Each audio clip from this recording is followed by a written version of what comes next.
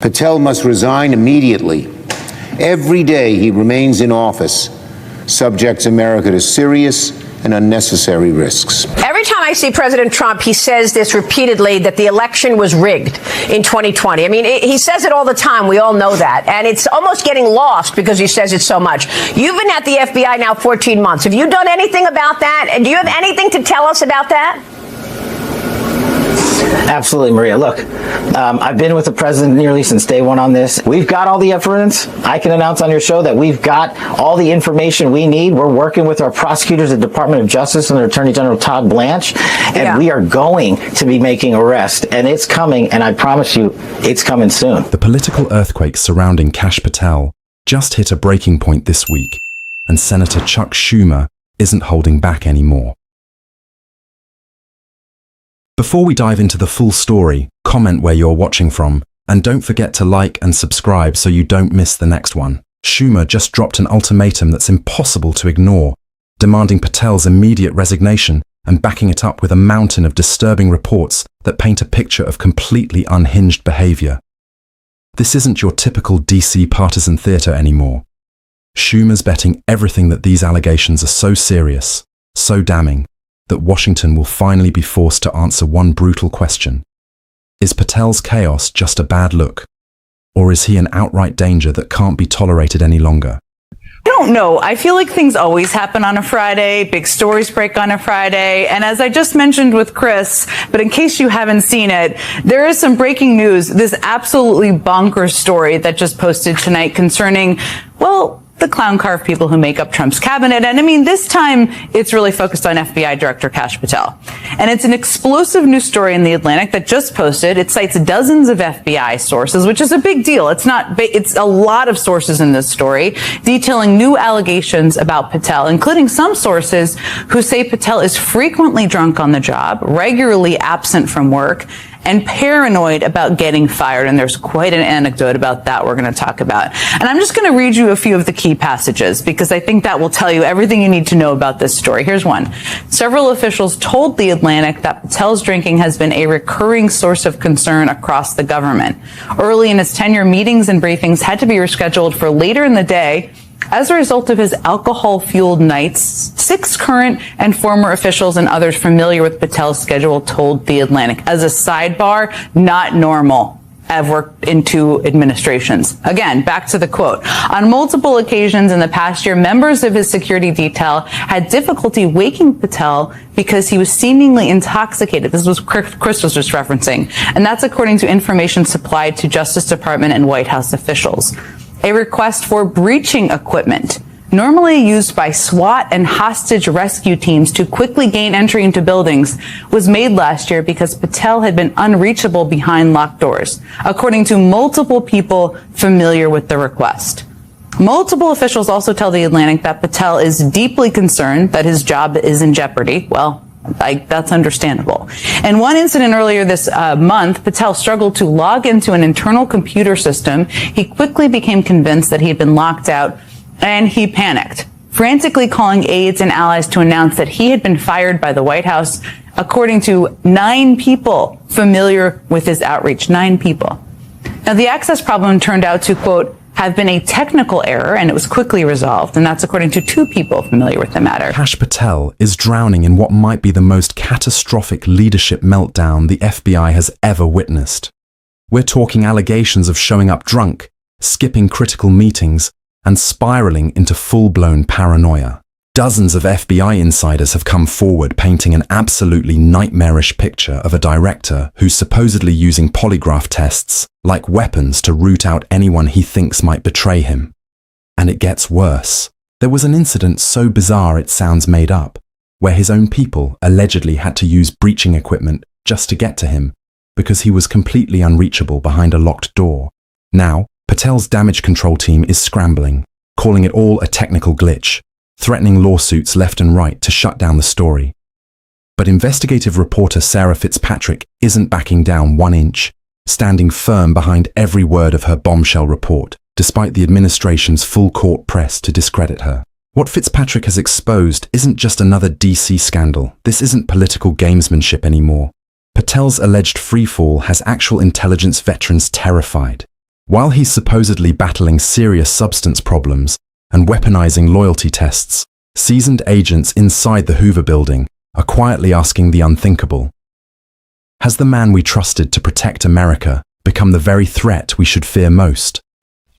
On Kash Patel, the American people expect competence from the president's cabinet, not the unmitigated and continuing chaos we see every day. Over the weekend, more damning reports about FBI Director Kash Patel's disorderly, drunken, and deranged behavior came to light. The Atlantic's reporting only confirmed what Senate Democrats have said from the start. Kash Patel is not simply unqualified. He's a grave risk to the rule of law and to American national security. I have called on Acting Attorney General Blanche to preserve all records, all communications, and other evidence regarding Kash Patel's dangerous behavior before the Trump administration tries to brush it under the rug. Again, we're calling on Acting Attorney General Blanche to preserve all records, communications, and other evidence regarding Kash Patel's dangerous behavior before the Trump administration tries to brush it under the rug. The Atlantic interviewed dozens of people who have observed Patel's erratic behavior, his excessive drinking. Apparently, Patel frequently misses key briefings and meetings because he's too hungover to attend. Patel's security detail often struggles to wake him up after his nights of partying, and once even had to ask for breaching equipment because Patel was unresponsive behind a locked door. All of this is made even worse by the reports of Kash Patel's constant jet setting on the taxpayer's dime, his illegal crusade against Trump's political enemies, and his purge of countless counterintelligence officers who focused on Iran just days before Trump launched this reckless war. Americans deserve steady, sober leadership from their FBI director, and they're not getting it, it seems, in any way. Kash Patel's job is to protect the American people and our Constitution, not to party on the job. Patel must resign immediately.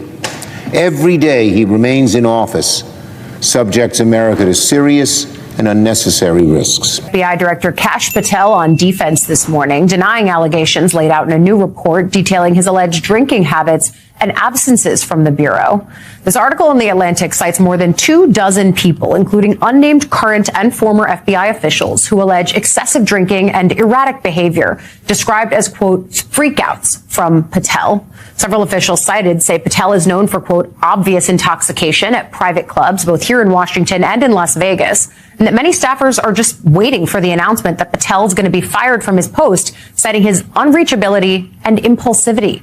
The Atlantic also wrote that President Trump has complained Patel has seemed unprepared for TV appearances, and that some investigations he directed Patel to pursue haven't moved quickly enough.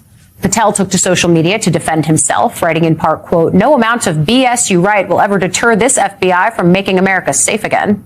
Yesterday, he announced on Fox News that, plus his plans to sue The Atlantic for defamation. But notably, he also took time in that interview to promise that the DOJ would soon be making arrests related to the 2020 election. Watch. Every time I see President Trump, he says this repeatedly, that the election was rigged in 2020. I mean, he says it all the time. We all know that. And it's almost getting lost because he says it so much. You've been at the FBI now 14 months. Have you done anything about that? And do you have anything to tell us about that? Absolutely, Maria. Look, I've been with the president nearly since day one on this. We've got all the evidence. I can announce on your show that we've got all the information we need. We're working with our prosecutors at the Department of Justice and their Attorney General Todd Blanche, and we are going to be making arrests, and it's coming, and I promise you. Kash Patel is flat out denying everything. He's calling The Atlantic's bombshell report a complete fabrication, a total hit job, and he's not stopping at just words. He's gearing up to file a massive defamation lawsuit against the publication, escalating this into an all-out war against the press. But here's the thing. This legal threat isn't really about defending his reputation. It's a smokescreen for something far more dangerous. Instead of addressing the chaos swirling around him, Patel just went on national television and announced that the Department of Justice is about to start making arrests over the 2020 election. You know, those thoroughly debunked conspiracy theories that have been fact-checked into oblivion. He's mixing his personal grudge against journalists with the full weight of federal law enforcement, creating a giant distraction to shift the spotlight away from his own mess. And the message he's sending is absolutely terrifying. Patel is willing to use the entire Justice Department, not just to go after political enemies, but to intimidate anyone who dares question whether he's fit to lead. For anyone paying attention, this isn't just damage control. It's a calculated power play to silence critics and bury the growing alarm about his unraveling leadership.